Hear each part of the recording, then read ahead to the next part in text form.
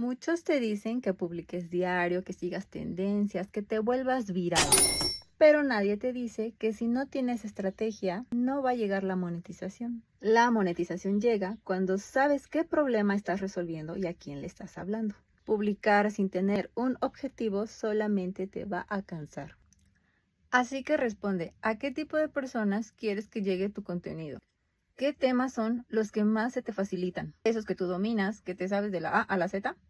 Ese es tu tema. Haz una lista de cosas que las personas quisieran saber y que no lo encuentras en internet. Claro, sobre el tema en el que tú eres especialista. O a lo mejor ya hay información sobre ese tema, pero nadie lo explica como tú lo harías. Y ahí está tu oportunidad. Si ya empezaste, te deseo mucho éxito. Y si no, hazlo ya.